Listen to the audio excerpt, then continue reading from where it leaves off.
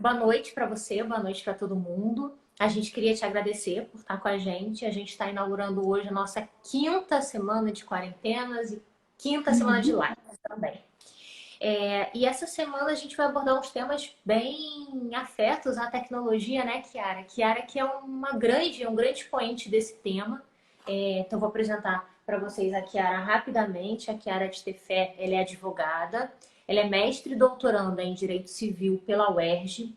Ela é professora coordenadora do nosso curso de Direito da Internet do Instituto New Law, uma disciplina que está em todas as 3 linhas de pós-graduação que a gente oferece. E a Kiara é consultora em proteção de dados pessoais. E a gente queria agradecer muito a sua presença e dizer que a gente está recebendo a Kiara hoje aqui para falar com a gente sobre um assunto que é muito importante, que é justamente a questão da vigilância que ganha força nesse contexto de pandemia, não só no Brasil, mas em vários lugares do mundo, e a proteção de dados, né, Kiara? A gente vai tocar um pouquinho em Exato. LGPD, esse atraso na entrada em vigor da LGPD, enfim, muitas A questões. lei da pandemia também, né, a 13.979, que é uma lei super importante, né, que traz várias restrições à liberdade, fala um pouquinho de coleta de dados. Verdade. Bom, vamos começar então. Kiara, conta pra gente como é que você está vendo esse cenário atual. Então, esse cenário é um pouco preocupante, né? Há o uso intenso de novas tecnologias, uso de reconhecimento facial, drones, tratamento de dados sensíveis em massa, né? Dados de saúde, coleta de dados de geolocalização, sob o argumento de que isso ajudaria a conter a Covid-19. E sim, eu entendo que são ferramentas importantes para conter essa pandemia. A questão maior, me parece, o maior problema é a falta de transparência, informação e segurança sobre o uso desses dados. Porque eu tenho dados sensíveis, né, claramente sensíveis, e dados que, mesmo não sendo sensíveis, podem conduzir a informações sensíveis, como dados de geolocalização. Um dado de geolocalização, a princípio, não é sensível, mas eu posso realizar alguns tipos de tratamento e conduzir a informações muito sensíveis sobre uma pessoa. E quem está tratando essa informação? Quem está tendo acesso? Vai ocorrer uma política de descarte desses dados? Por quanto tempo, né, isso vai ser guardado? Como é que está sendo o compartilhamento do setor público com o setor privado? Isso que me preocupa e vem preocupando, na verdade, vários especialistas. Kiara, conta pra gente então, para o pessoal que está ouvindo a gente, porque nem todo mundo conhece muito esse vocabulário tão específico, mas eu queria te pedir para explicar para eles assim, o que que é dado sensível, que é um termo que a gente usa muito quando a gente fala em direito Uhum. digital, e qual que é a importância dos dados, né? A gente fala tanto que os dados são o novo petróleo, por que que os dados têm valor? Né? Que momento é esse que a gente está vivendo em que os dados têm valor? Muita gente acha que não faz diferença. Então conta pra gente um pouquinho da sua visão sobre esses 2 pontos, por favor. Vamos lá, dado pessoal é toda informação relacionada a uma pessoa natural, identificada ou identificável. Exemplo, nome, CPF, endereço, e-mail. Alguns autores entendem que IP pode ser um dado pessoal, dados de saúde, sua opção sexual, é toda informação relativa à pessoa. Já dizia o Rodotà, é o corpo eletrônico da pessoa humana. Né? E o que são os dados sensíveis? Dado sensível é uma espécie de dado pessoal, mas é uma espécie mais importante, relacionada àquelas informações mais íntimas do ser humano, mais secretas. E a LGPD, seguindo o GDPR, seguindo o regulamento europeu, entende como exemplo de dado sensível, opção sexual, dados de saúde, exemplo, se você é portador de HIV ou não, se tem Covid ou não. Então, dados de saúde, opção sexual, né, a sua religião, questões relacionadas à filiação sindical, são informações que podem causar uma discriminação contra você. São informações tão íntimas que, a princípio, caberia apenas a você decidir se quer divulgar ou não. São informações, então, que, se usadas indevidamente, podem provocar uma discriminação ilícita, abusiva. Então, são dados muito importantes. E por isso que preocupa tanto, né? Informações de saúde, se utilizadas indevidamente, por exemplo, por um plano de saúde, por um empregador, pelos estados, pode provocar uma série de discriminações, pode prejudicar uma contratação, que, por exemplo, você celebre, pode prejudicar o seu acesso a um crédito. Então, a gente tem que tomar muito cuidado com os dados sensíveis, porque, se mal utilizadas, né, podem prejudicar todo o seu acesso a bens e serviços. É verdade. E uma coisa que a gente está vendo muito, pessoal, com essa pandemia é exatamente o uso desse tipo de ferramenta tecnológica para tentar controlar um pouco a situação, né? E aí a gente tem uma hipervigilância do Estado e a gente começa a abrir mais portas para comportamentos que em situações de normalidade a gente não aceitaria, né? E a gente está vendo até não sei, a gente não precisa nem ir para a China, né? A gente vê na Itália, por georreferenciamento, eles estão examinando quem é que está fugindo da quarentena ou não, pelos dados dos celulares, enfim. Aqui no Brasil, acho que em algumas regiões eles também já estão fazendo isso. Sim, Então, Recife, Rio de Janeiro, São Paulo, essas tecnologias, né, começaram na Ásia de hipervigilância e estão sendo utilizadas, na verdade, já mundialmente, né? Porque, assim, de fato, é interessante para controlar aglomerações, para verificar se as pessoas estão cumprindo a quarentena, usar essas tecnologias. Sim, eu sou muito a favor do uso inteligente de tecnologias. A pergunta é: mas como elas vão ser usadas? Que dados estão sendo guardados? Qual é a base? A documentação sobre esses processos? É isso que preocupa. A gente tem que usar os princípios base, né, que estão em todas as leis de dados, em vários documentos que versam sobre proteção de dados, para orientar esse cenário. Princípio da finalidade, informação, transparência, segurança, minimização. Eu acho que esse é o ponto, porque usar a tecnologia agora é uma ferramenta, né? A gente está num cenário de pandemia global. A gente tem que usar tudo que for possível para proteger a pessoa humana. Mas como eu protejo e não crio um cenário de controle excessivo, de uma hipervigilância, que vai banalizar instrumentos que, na verdade, são muito incisivos, né? São muito intrusivos na nossa intimidade. Kiara, conta um pouquinho, fala um pouquinho pra gente de cada um desses princípios, por favor. Aí depois a gente fala mais um pouco sobre Lei Geral de Proteção de Dados e a gente dá uma problematizada, pode ser? Maravilha, maravilha. Porque o tema da postergação ou não, da vacatio legis, da LGPD é um super tema, né? E eu acho que eu tenho uma posição um pouquinho diferente do participante da próxima live. Então vai ser muito bom fazer, né, essa conversa.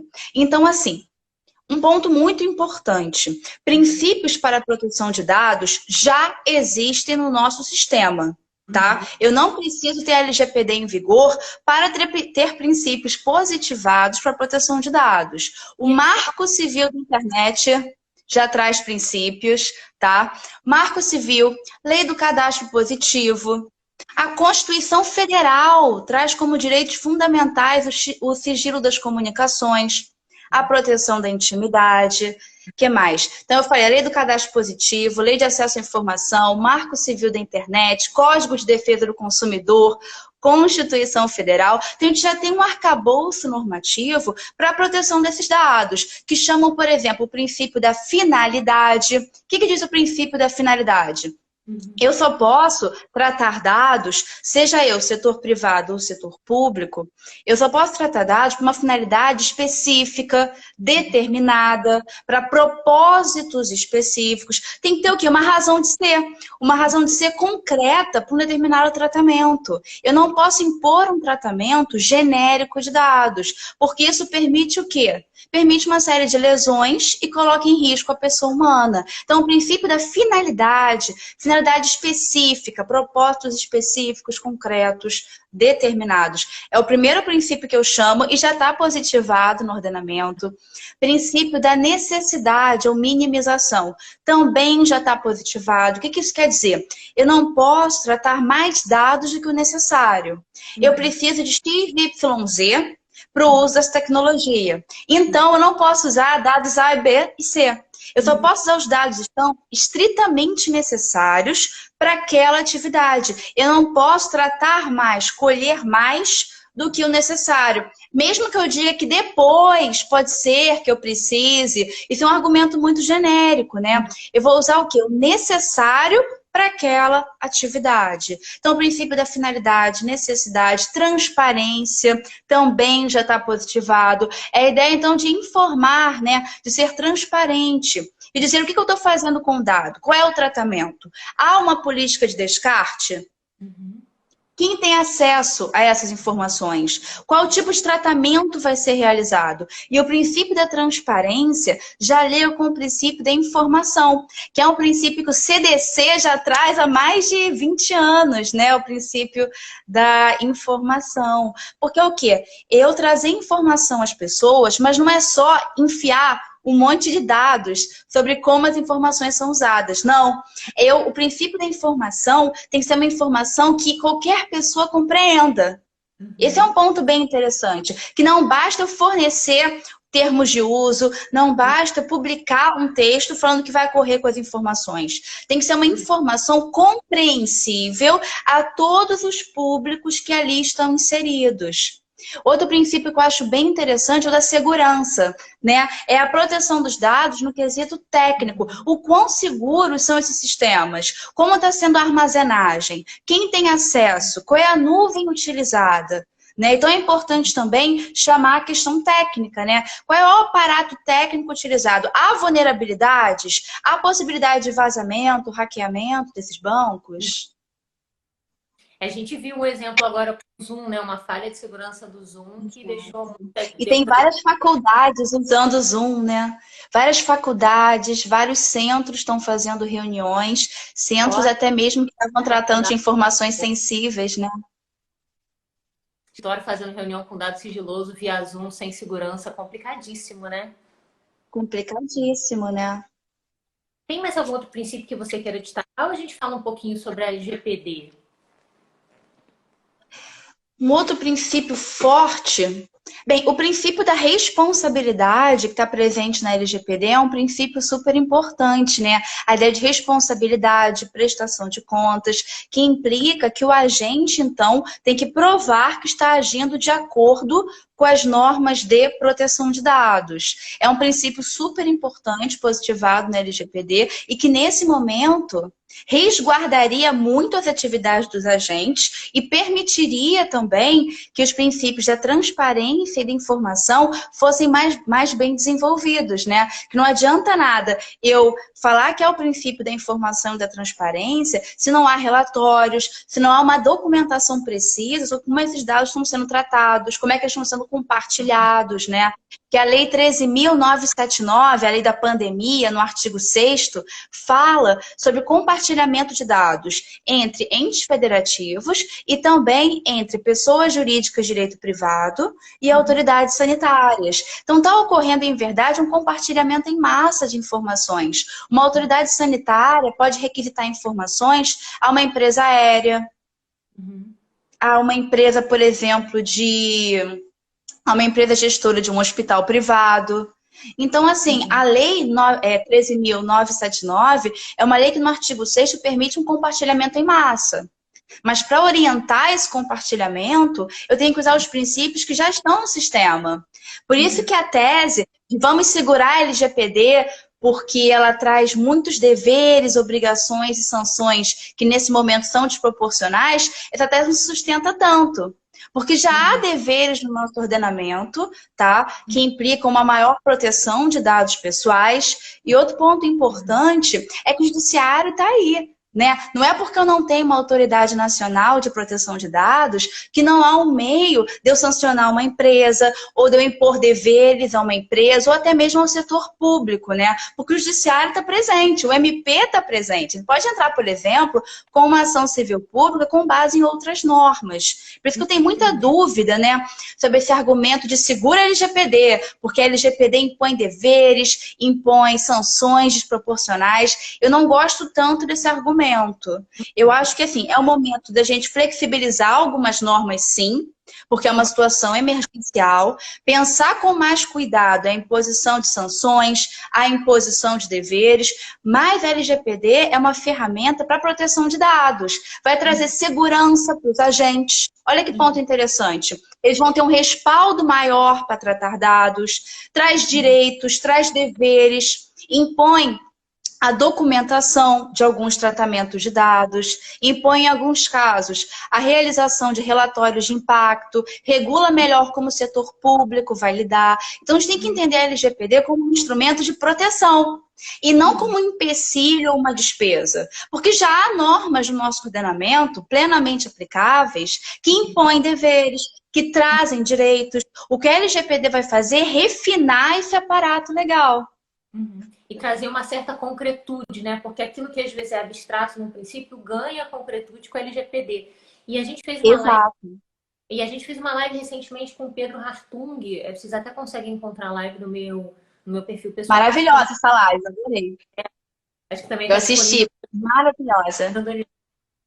E a gente falou justamente sobre a proteção de dados e crianças, né? Nesse momento que as crianças estão em casa, que as escolas estão dando aula muitas vezes por plataforma, que esses dados estão sendo colhidos, que os jogos infantis já colhem muito mais dados que o necessário, né? Você falou isso, então você está brincando de qualquer coisa, ele já pega a sua localização. Então é bem complicado. E aí o Pedro falou isso pra gente, ele falou, nossa, esse momento em que as pessoas estão fazendo tudo online, então, que as crianças estão aprendendo de casa, estão mais próximas desses jogos eletrônicos, etc. Esse era o momento da entrada em vigor da LGPD. Esse é o momento em que ela se faria mais necessária para proteger a gente. É justamente isso que parece que não vai acontecer, né? Já foi definido. Eu lembro quando Não teve foi ainda. mas, Está no mas Senado, não foi fechado ainda. Mas a tendência é que postergue. Eu só queria fazer uma observação, por exemplo, no cenário europeu, o regulamento de proteção de dados está plenamente em vigor, né? E ninguém está questionando de afastar o GDPR nesse momento. No cenário europeu já há uma norma muito protetiva, até por vezes mais protetiva do que a nossa, em vigor, sendo plenamente aplicável. E as autoridades nacionais de proteção de dados estão emitindo várias orientações para flexibilizar alguns pontos, para orientar setor público e setor privado sobre o tratamento de dados. Ter uma autoridade nacional, sem dúvidas, aqui no Brasil, seria fundamental. Mas a gente não pode vincular a entrada em vigor da LGPD à existência de uma autoridade. Porque, assim, ninguém aqui é ingênuo. Todos nós sabemos que não há propriamente uma vontade governamental, né? Não há, a gente sabe. Não há uma vontade do executivo em criar uma autoridade nacional de proteção de dados. E agora tem o melhor dos argumentos. Vai ser a falta de dinheiro. Vai ser aumento de despesa, falta de necessidade. Então, assim, sabemos que, pelo menos no próximo ano, a gente não vai ter uma autoridade aqui no Brasil. Mas eu bato, há outros órgãos que podem auxiliar na aplicação da LGPD. A gente tem o Judiciário, a gente tem os PROCONs, a gente tem o Ministério Público, que faz a defesa de direitos coletivos, né, e pode entrar com uma ACP. Então, há outras tantas ferramentas. Mas seria importante ter uma autoridade nacional? Com certeza. Na Europa estão ajudando muito. Eu li as instruções da autoridade do Reino Unido esses dias, e assim, está ajudando muito, né? A autoridade fez uma sessão no site só para tratar de Covid, para orientar empregadores, para orientar o setor público, o cidadão. E isso é muito importante, está ajudando a interpretar as normas de dados. A autoridade francesa e italiana também estão auxiliando a interpretar o GDPR nesse momento de pandemia. Isso é muito relevante. Porque a norma europeia está em vigor desde maio de 2018 e ninguém está questionando se deveria sobrestar ou retirar a GDPR de vigor. Claro que não, né? Porque há uma cultura maior de proteção de dados no cenário europeu. Eles entendem a relevância de ter uma norma à proteção das pessoas e que vai trazer segurança, na verdade, para todo mundo. Vai trazer balizas, né? E a Bárbara está falando aqui exatamente isso. Ela falou, exatamente, eu estou aqui em Portugal e o GDPR está em pleno vigor, está a pleno vapor. Exato. Uma outra pessoa falou aqui também, queria saber da gente qual a nossa opinião sobre a colheita e vazamento dos dados pelo Zoom, que a gente já citou. Existe alguma medida para proteger o usuário? é complicado, né? Ter que judicializar uma questão dessa, o melhor é você buscar um outro aplicativo, né? Exato, eu sou muito contra esse excesso de judicialização das questões, que eu acho que o brasileiro hoje tende muito a querer entrar com um processinho, né? Eu acho que há outras ferramentas, há outras plataformas. A questão é, envolve o custo, né? Algumas plataformas são gratuitas, outras não. O Zoom disponibilizou acesso gratuito por um tempo limitado. E como é uma plataforma boa, bem desenvolvida, sem querer fazer propaganda, mas é uma plataforma que funciona, né? As pessoas começaram a usar bastante, mas há tantas outras. Por exemplo, Anymeeting, Blackboard, há várias outras ferramentas que a gente pode utilizar. Mas lembrando que essa questão da coleta em massa de dados pessoais é constante nos mais variados aplicativos. Mais uma vez, a gente não pode ser ingênuo e achar que o Zoom é uma ferramenta do mal, que coleta indevidamente dados e que as outras são ótimas. Não é isso. Rede social, todo aplicativo, na verdade, que é baseado em dados, que é um modelo de negócio muito atual, vai colher o máximo de dados possíveis. Vai fazer o máximo de transações possíveis com os nossos dados. A gente não pode achar que há plataformas que são muito mais seguras do que outras. Mais ou menos. A gente tem muitos problemas de vulnerabilidade, muito acesso indevido, há várias transações e tratamentos que a gente não recebe informação sobre. Então, a gente tem que tomar muito cuidado com os dados que a gente disponibiliza online. Porque, por vezes, a gente também não toma um cuidado quando preenche uma ficha, quando preenche um formulário, inserindo uma série de informações que, na verdade, podem depois o quê? Ser utilizados em cadastros que nem, ao menos, a gente tem conhecimento, né? Com certeza, com certeza. Conta pra gente um pouco, Kiara, sobre essas iniciativas de controle e vigilância que a gente está vendo acontecerem nesse momento. Então, a gente até abriu, né, a live conversando sobre isso. Há várias iniciativas, né? Por exemplo, na China, estão usando drones para controlar. Na Suíça, eu li também que as empresas de telefonia estão mandando dados para órgãos governamentais. Quando elas verificam que, numa determinada quantidade de espaço, há mais de 20 celulares próximos, tá? Está tendo todo esse controle de aglomeração. O que mais? Tem tecnologias que envolvem também o controle de pessoas infectadas, para ver se elas estão se deslocando ou não. Então, para além de ver uma aglomeração, tem também um mapeamento específico de pessoas infectadas. O que é uma ferramenta interessante, mas que só valeria a pena ser utilizada em massa se houvesse uma testagem em massa. Há uma subnotificação absurda, então falar que vai rastrear pessoas infectadas, na verdade, eu vejo muita pouca importância. Porque, na verdade, não há uma testagem grande. Então, o número de infectados está muito baixo. Na verdade, você vai monitorar 10% das pessoas que estão infectadas. Né? O que mais de tecnologia que estão usando? Estão pensando agora em botar chip nas pessoas. E esse chip, pelo que eu li, seria praticamente um passaporte Covid. Porque no chip ia ter informação se você teve ou não a Covid, qual foi a última vez que você testou.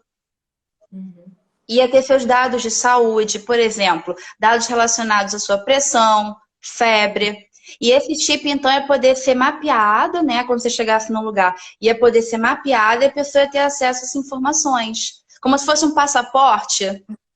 Como se fosse um visto, né? Ah, você pode entrar, porque eu li no seu chip que você está testou negativo, você nunca teve, ou que já está curado, que no momento você não está com febre, seu coração está batendo bem. Então, assim, cada vez querendo utilizar mais tecnologias invasivas nos nossos corpos, nas nossas casas, para tentar monitorar uma situação grave de pandemia. Assim, é uma situação complicada porque a gente vive uma emergência global, uma pandemia global sem precedentes. Ninguém imaginou que a gente ia ter uma situação como essa, né?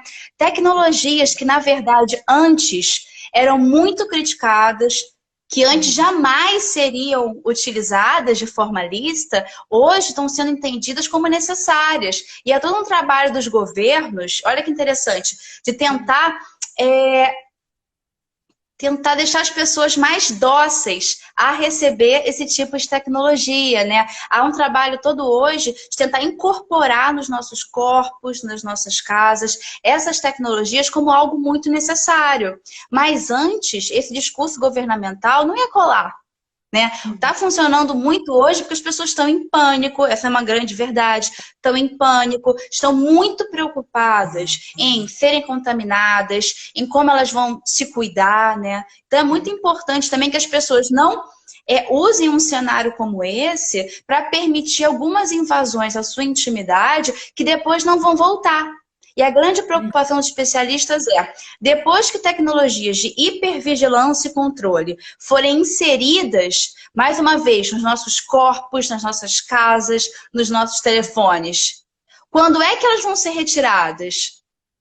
Né? Depois que a gente começar a utilizar várias ferramentas assim tão intrusivas, será que a gente vai poder voltar atrás com o cenário anterior, parar de usar essas tecnologias? Mas vai ter sempre um argumento. E se tivermos uma nova pandemia? E se tivermos outra emergência global? Parece que as pessoas estão ficando mais dóceis a aceitar tecnologias que, na verdade, são muito intrusivas, né? Colhem dados muito sensíveis sobre nós. Por quê? Por medo, por pânico, né? Por uma questão de saúde mesmo, insegurança. Eu acho que, assim, eu já até vi uma pesquisa, até o pessoal do TS que trazia muito essa pesquisa, uma pesquisa que foi feita em vários países do mundo, e eles descobriram que o Brasil, o brasileiro, nós somos um povo que tem uma consciência menor dessa necessidade de proteger os nossos dados. E quando eu falo isso, eu não estou nem comparando com a Europa ou com os Estados Unidos, não. Eles descobriram isso comparando a gente com nossos vizinhos, da Argentina, do Chile, do Uruguai. Talvez por a gente ter demorado tanto para criar uma cultura dessa de proteção de dados, a gente não tem essa cultura, a gente não costuma ter essa preocupação, a gente não costuma ter esse olhar. Então a gente acaba virando presa fácil, principalmente para esses momentos de emergência mesmo, né? Tá todo mundo muito preocupado.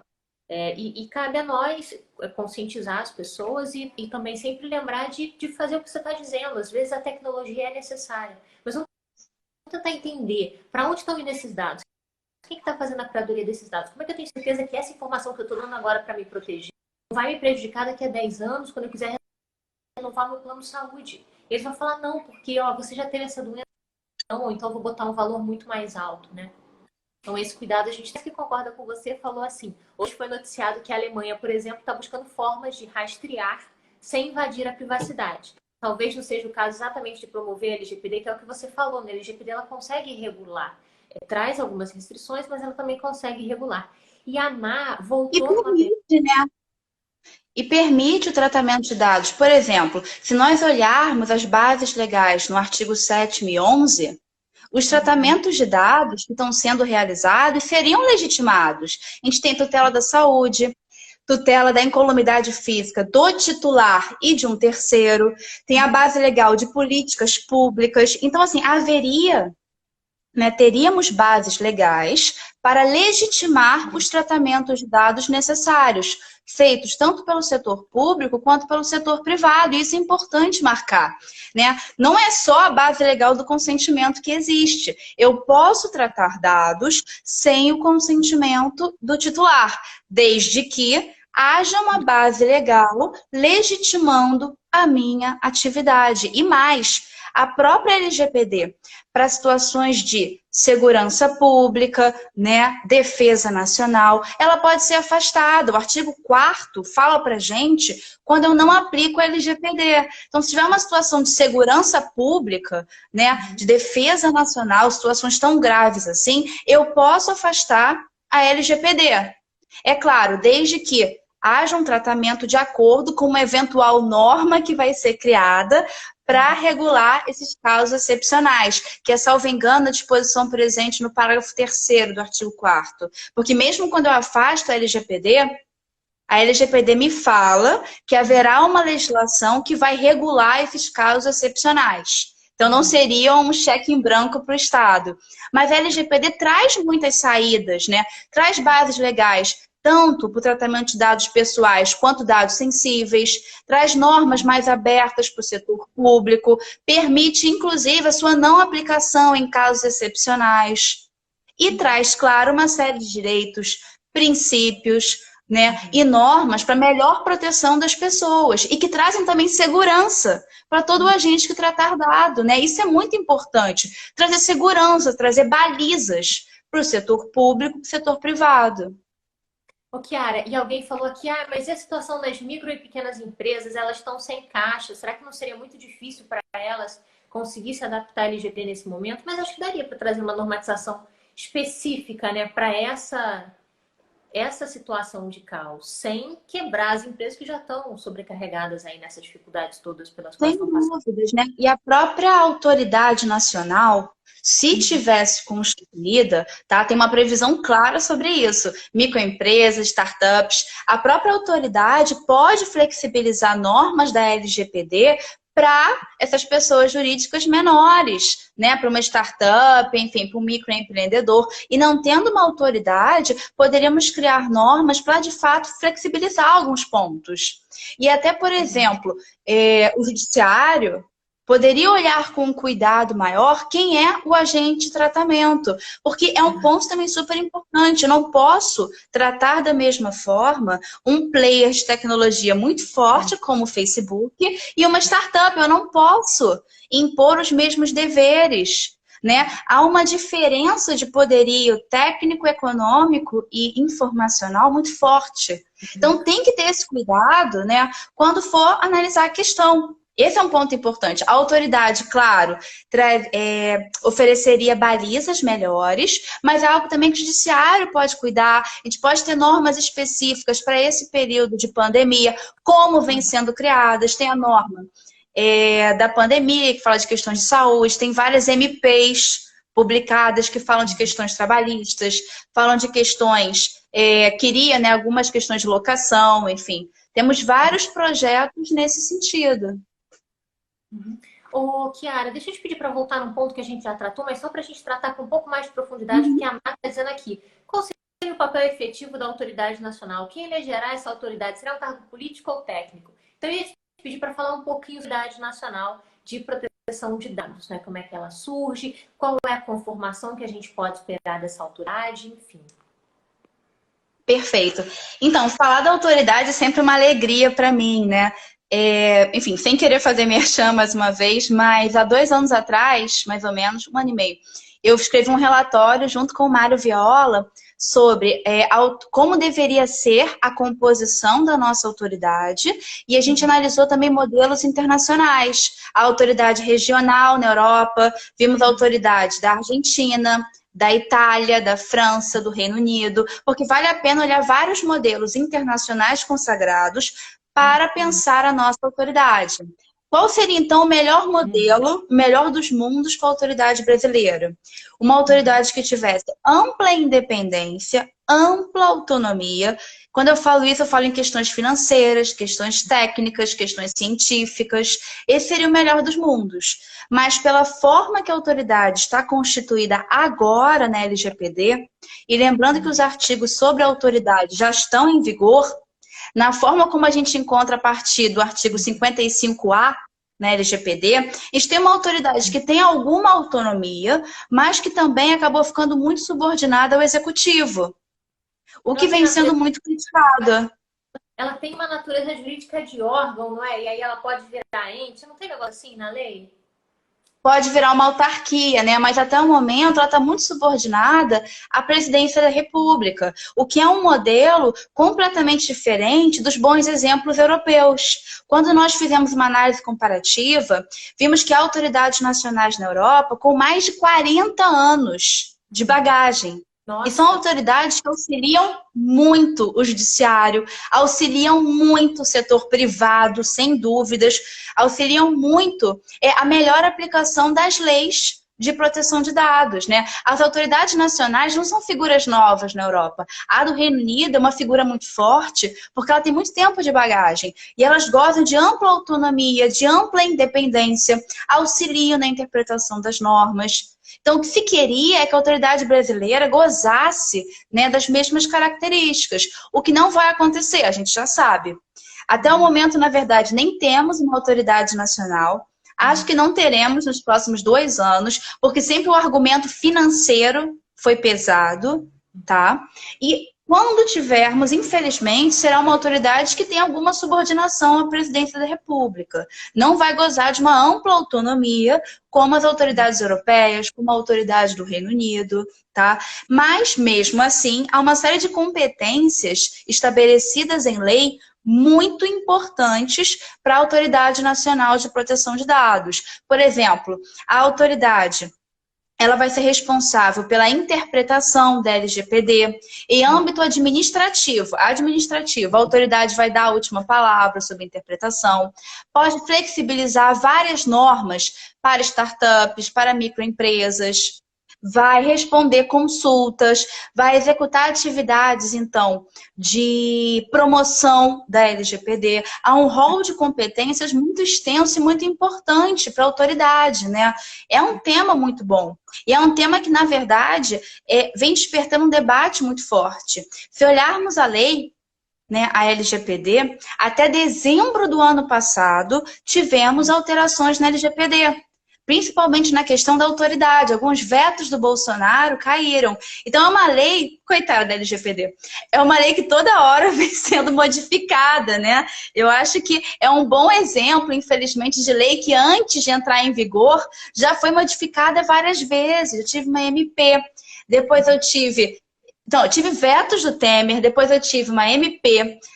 No meio do ano passado, tive uma legislação que alterou vários pontos. Em dezembro, tivemos os vetos do Bolsonaro que caíram. Então, por exemplo, quem escreve sobre a LGPD fica desesperado, né? Porque toda hora o artigo desatualiza.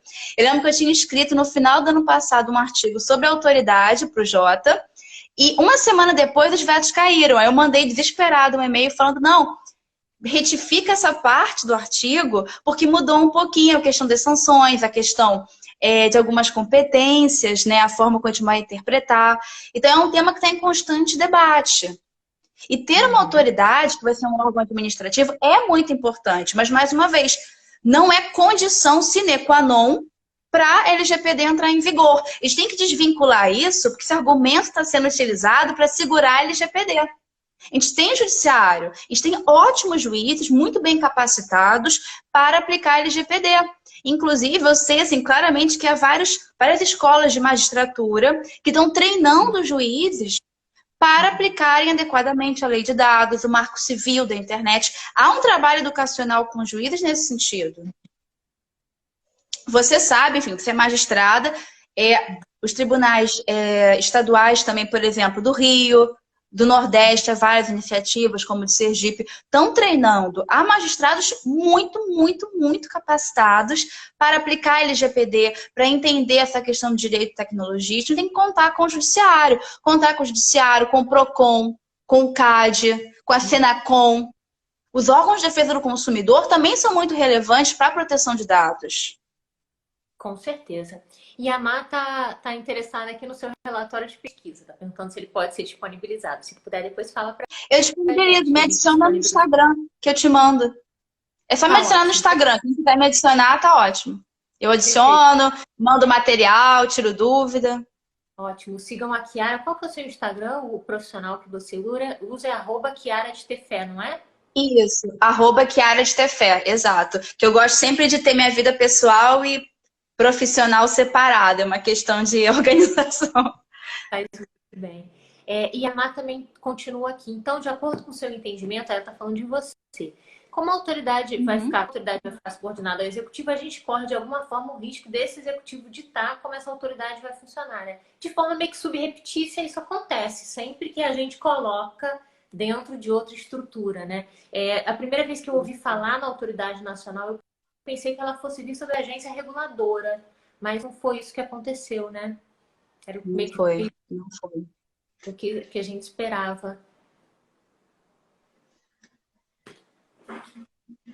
Mas me fala, Kiara, o que mais você acha que a gente pode destacar sobre esse ponto? Essa questão da hipervigilância, da proteção de dados, da postergação da LGPD, a necessidade, a possibilidade que a gente tem de usar já os princípios que existem para combater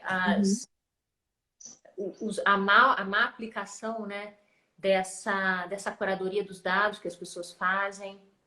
Né? Tem algum outro ponto que você gostaria de destacar nesse âmbito? Tem alguma pergunta, pessoal, que vocês gostariam de fazer também? Se tiverem perguntas, mandem aqui pra gente. Podem mandar perguntas, enfim, vai ser um super prazer responder isso, né?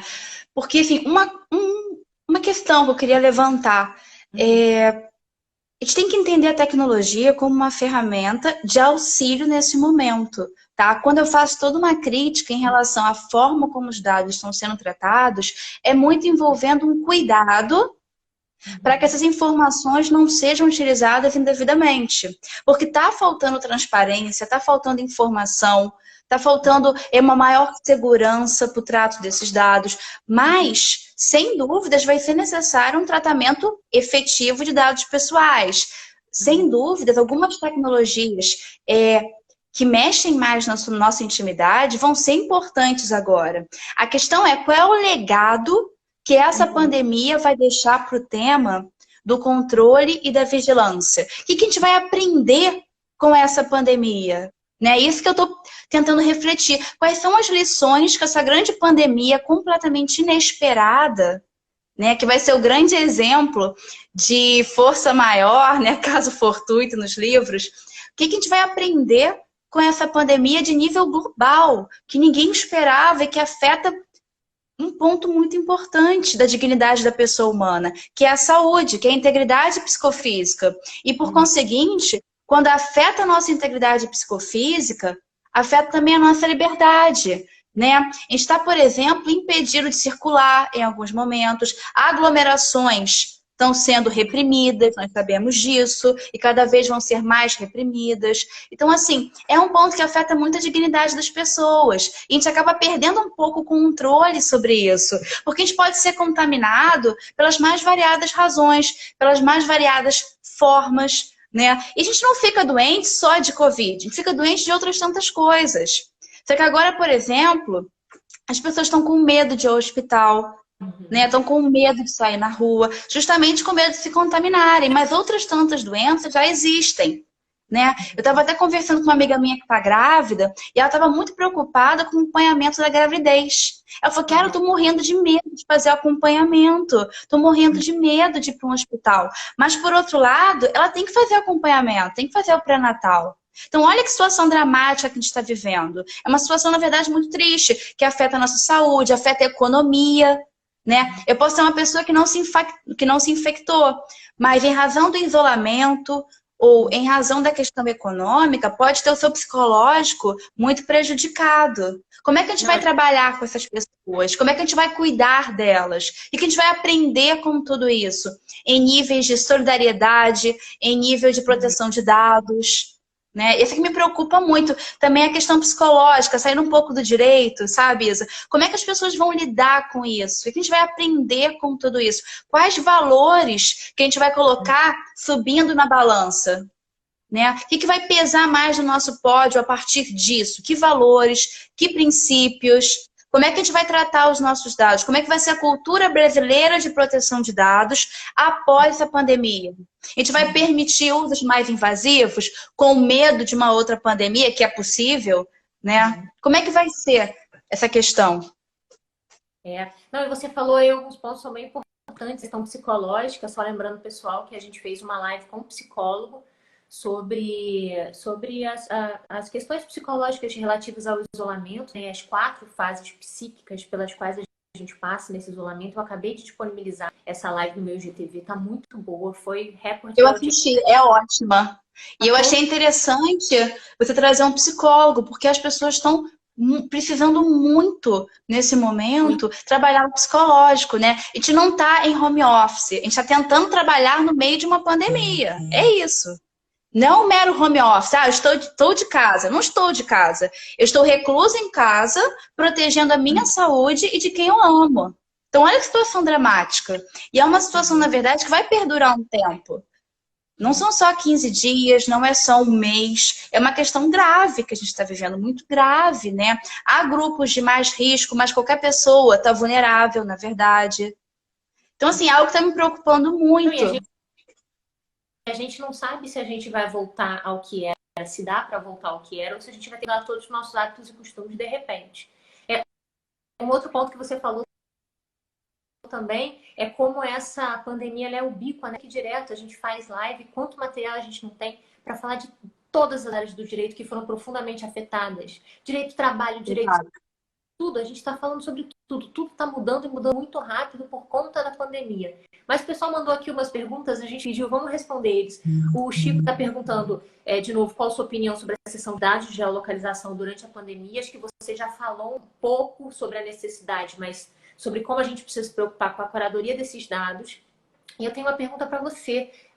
Eu acho que quando acontece esse tipo de monitoramento pelo governo, a gente acaba nem sabendo, né? Não tem nenhuma notificação específica para saber se eu, Isabela, Não quero tem. ceder meus dados de geolocalização, né? Então, a gente é completamente, você vê que a gente é completamente excluído dessa decisão. E a E um Mar dado continuando aqui. importante é o seguinte: quais mecanismos que o Estado está utilizando para mitigar riscos? Por exemplo, esses dados estão realmente sendo entregues de forma anonimizada? Uhum. Falam que sim. Eu acho que não, tá? Enfim, conversando com algumas pessoas, estou só me comprometendo hoje, né? Eu acho que essa anonimização é bem precária, tá? Até porque, assim, a polícia já utiliza essas informações há bastante tempo. Tem mecanismos de vigilância com geolocalização que a polícia tem acesso há bastante tempo. Ah, E isso é? está Não sendo agora sabia. replicado para os governos. A coisa já existe há muito tempo. Esse monitoramento por meio de antenas, por meio de conversa com as empresas de telecomunicações, já existe para fins de segurança há muito tempo. Sobre questões de conter terrorismo, sobre questões que envolvem associações criminosas. Já há um repasse de informações dadas para a polícia com argumento de segurança pública há muito tempo. Agora isso vai ser ampliado, né, para se verificar onde pessoas infectadas estão, se há uma aglomeração ou não. Então a gente tem que pensar como é que eu mitigo os riscos no momento de circular essas informações. Elas estão sendo enviadas de forma anonimizada? Está sendo utilizada criptografia para o acesso a esses bancos de dados, para o acesso a essas informações? Quais tecnologias estão sendo utilizadas para mitigar riscos, para evitar vulnerabilidades? Há um cuidado, por exemplo, relacionado ao privacy by design, né? Quando, por exemplo, eu estou construindo aplicativos, quando eu estou desenhando um serviço, desenhando um bem, desenhando uma plataforma, há um cuidado com a proteção de dados desde esse desenho ou é algo que vem posterior? Uhum. Então a gente tem que pensar isso. O que o governo está fazendo para proteger? Né? Porque um envio de dados pode trazer uma série de vulnerabilidades. O quão anônimas são essas informações? Que tipos de criptografia está sendo utilizado? Qual outras ferramentas eu posso utilizar para evitar uma vulnerabilidade? Que esse governo tinha que se preocupar bastante, de fato utilizar e de forma transparente informar as pessoas. Mas me parece também que, por outro lado, por ser um cenário emergencial, tem muita coisa sendo feita atropelada, né? Temos normas de transição, enfim, que são bem estranhas, para não falar, enfim, estranhas é o mínimo, né, que eu posso falar. Essas normas transitórias são bem esquisitas e tem uma série de processos e procedimentos que estão acontecendo de forma atropelada, né? Enfim, parece que não há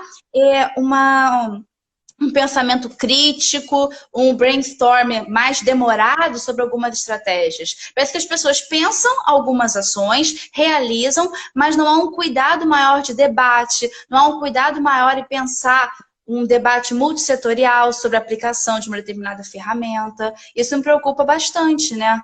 Porque nesse atropelar, né, nessa preocupação em criar coisas transitórias, do governo aparecer que está se mexendo, né, fazendo alguma coisa, parece que muitos cuidados são deixados de lado.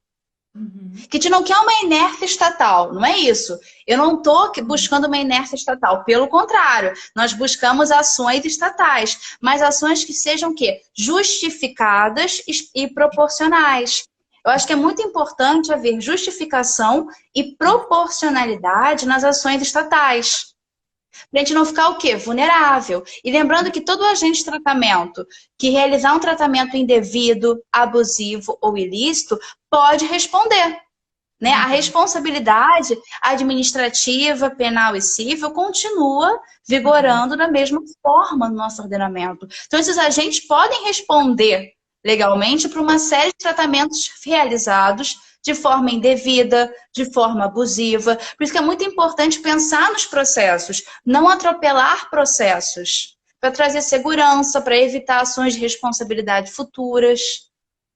Uhum. Perfeito.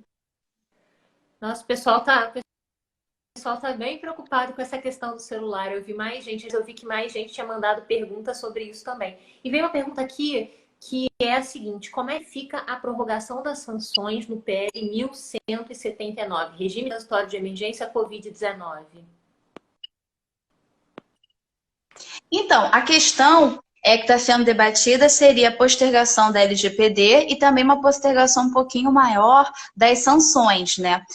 Mas, enfim, essas sanções, a princípio, elas seriam aplicadas pela Autoridade Nacional de Proteção de Dados. Mas não são as únicas sanções possíveis, tá? Isso é bom deixar claro, porque o judiciário também pode impor responsabilizações, pode impor multas. Então é importante ficar claro, mais uma vez, que há outras ferramentas, há outros sujeitos que podem garantir a aplicação da LGPD. E mais, podem garantir a responsabilização de quem tratar indevidamente dados, mesmo sem LGPD. Isso também é muito importante ficar claro. O judiciário pode responsabilizar mesmo sem LGPD. Se houver um tratamento indevido de dados, tanto pelo setor público quanto privado, ações de responsabilização poderão ser movidas, questões relacionadas à multa também poderão ser aplicadas pelo judiciário. É bom isso ficar muito claro. Me parece que o judiciário hoje tem uma função muito importante para a promoção de direitos. Eu acho que é um dos momentos em que o judiciário enfim, vai ser mais acionado, vai ser mais importante, porque a gente não tem uma autoridade nacional, tem alguns órgãos que estão em alguma medida subordinados, e o judiciário tem a imparcialidade, né? O judiciário está funcionando à distância.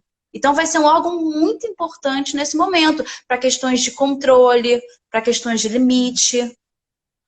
Uhum. Perfeito. O Gustavo também mandou para a gente uma pergunta bem interessante, que é o seguinte: ele queria perguntar para você quais foram as principais experiências legislativas de êxito, se houver, na proteção contra as violações de direitos humanos nesse mundo de hipervigilância. Acho que você já mencionou um pouco a aplicação da GDPR, né, que está dando frutos na Europa.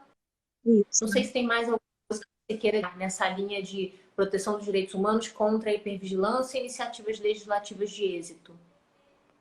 Perfeito. Então, o GDPR, sem dúvidas, né, é o Regulamento Europeu de Proteção de Dados, que está em vigor já desde maio de 2018. É um regulamento muito bem sucedido, né, mas a Europa, é importante lembrar, já tem regulamentos, né, já tem normas para a proteção de dados desde antes do GDPR. Antes do GDPR, nós tínhamos a Diretiva 95. E a Europa também tem a Convenção 108. Então, no ambiente europeu, há toda uma cultura de proteção de dados muito bem estabelecida há bastante tempo. E, inclusive, normas nacionais na França, na Alemanha, no Reino Unido, que traziam também balizas, direitos e deveres muito importantes, né? Enfim, eu gosto muito da experiência do Reino Unido, França, Alemanha, Itália, e olhando aqui o contexto da América do Sul, Argentina e Uruguai há bastante tempo têm normas de proteção de dados, tá? E inclusive a Europa entende a Argentina e Uruguai como adequados ao cenário europeu. Então é interessante, né, também ver nessa cronologia de normas de proteção de dados como o Brasil demorou a ter uma lei geral de proteção de dados. Porque os nossos vizinhos, Argentina e Uruguai, mais uma vez, já têm normas de proteção de dados há bastante tempo, normas essas compreendidas como adequadas ao cenário europeu, tá? E o Brasil, mesmo sendo um país de dimensões continentais, com um mercado consumidor enorme, com uma conectividade móvel absurda, não tinha uma lei específica para o tema. Então, por isso que é muito importante beber de bons exemplos para trabalhar a nossa cultura de proteção de dados. Nós bebemos muito da cultura europeia, né? No que tange a proteção de dados, a nossa lei dialoga muito com a cultura europeia.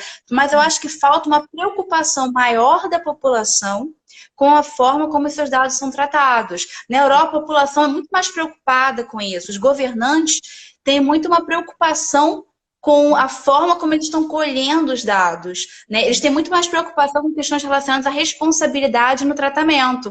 Aqui, parece que a coisa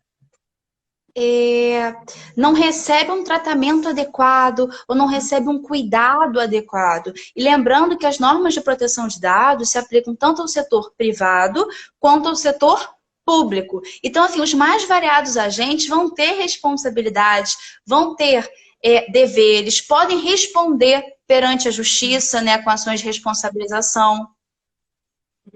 Kiara, a live tá muito boa, mas a gente tá quase no final. Mas eu acho que o recado foi dado. Eu tô vendo o pessoal falando aqui. Ligaram pra minha amiga para saber se ela tinha sintomas. Outra pessoa falando, não, mas o algoritmo, uma empresa que ofereceu isso para já um monitoramento, etc. Então, acho que o recado já foi dado. O pessoal que assistiu essa live entendeu e já tá levantando quais são essas ferramentas de coleta de dados no nosso cotidiano, né? Já estão se questionando sobre a necessidade disso e sobre possíveis consequências deletérias futuras. Então, a gente precisa encerrar. Queria te agradecer muitíssimo por ter estado com a gente. Obrigadíssima pelo convite. Tá com a gente no nosso curso, faz um trabalho impecável. A Kiara é sempre impecável. Daqui a pouco a gente vai ter um e-book, vai lançar um e-book com material que ela preparou especialmente para vocês. Queria te agradecer muito, perguntar se você quer deixar um recado para os nossos alunos. Obrigadíssimo. O recado que eu deixo é se cuidem, cuidem da sua saúde mental, principalmente. Evitem sair, não pensem nas novas tecnologias como tecnologias que vão prejudicar a proteção da pessoa, mas pensem como as tecnologias podem ser utilizadas de forma inteligente e de forma a proteger as pessoas. E é essa mensagem, se cuidem, fiquem bem, tentem ficar o máximo possível em casa, não se cobrem demais, tá? Façam tudo dentro do possível, e isso é muito importante, comparando com os outros, mas ver o que você consegue fazer no momento de grave pandemia. Faça o seu melhor dentro das suas possibilidades. E mais, tentem, ao máximo possível, se proteger e proteger as suas informações pessoais, questões relacionadas à saúde. Eu acho que seria importante a gente ter um pouquinho mais de atenção sobre quem está tendo acesso às nossas informações sensíveis e o quão proporcionais e justificáveis são essas novas ferramentas estatais para o tratamento de dados. O quão razoáveis elas são. Eu acho que vale a pena se questionar um pouco. Tá? Entender a tecnologia como uma ferramenta útil, mas também questionar um pouquinho mais. Acho que está faltando ao brasileiro questionar um pouquinho mais. Mas por que você quer meu dado? Por quanto tempo? Quem vai ter acesso? Esse dado está anonimizado? Será que vale a pena eu inferir